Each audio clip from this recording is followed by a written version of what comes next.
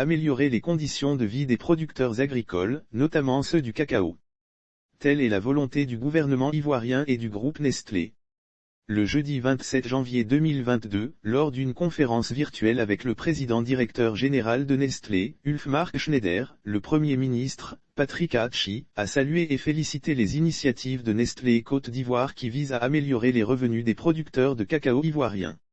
La vidéoconférence s'est tenue au cours du lancement, à Abidjan Cocody, du programme d'accélération des revenus de producteurs de cacao, un programme du Nestlé Cocoa Plan, par le ministre d'État, ministre de l'Agriculture et du Développement Rural, Kobenan Kwasi Adjoumani. Les projets que vous proposez, qui visent à améliorer la productivité, la qualité des produits et en conséquence les revenus des producteurs de cacao, sont des initiatives que le gouvernement ivoirien salue et pour lesquelles il vous félicite, a dit le chef du gouvernement. Patrick Hatchi a assuré le PDG de Nestlé du soutien de l'État de Côte d'Ivoire à leur côté pour conduire cette initiative qui doit toucher à terme près de 160 000 familles. Car dira-t-il, il faut que les producteurs, eux et leurs familles, arrivent à mener une vie décente. Selon le Premier ministre, le cacao, en Côte d'Ivoire, occupe près d'1 million de planteurs et plus de 55% des terres arables et est autour de 45 à 55% du volume d'exportation.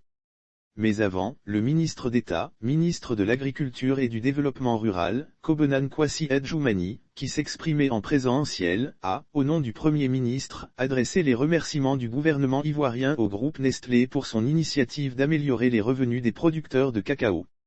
Un vœu cher au président de la République, Alassane Ouattara, a-t-il souligné. Il a également adressé ses félicitations et encouragements à la direction générale de Nestlé Côte d'Ivoire pour son soutien aux actions du gouvernement dans sa politique de durabilité dans le secteur du cacao. Ce programme d'appui accentuera les nombreuses réformes déployées par le gouvernement dans le cadre du plan national de lutte contre la pire forme de travail des enfants, du programme de lutte contre la déforestation et de l'initiative Cacao Côte d'Ivoire-Ghana, a déclaré Kobenan Kwasi Adjoumani. Poursuivant, le ministre chargé de l'Agriculture a dit être convaincu que les résultats de ce programme permettront aux producteurs de cacao de voir leurs conditions de vie améliorées tout en préservant l'écosystème et en renforçant la protection des enfants. Il a profité de l'occasion pour une fois de plus démentir le travail des enfants dans les champs en Côte d'Ivoire. Le cacao ivoirien n'est pas issu de plantation ou travail des enfants, a-t-il affirmé.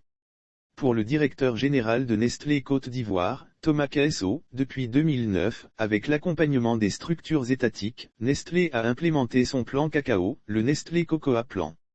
La vision est de construire un avenir meilleur pour les planteurs de cacao, tout en produisant un cacao de meilleure qualité.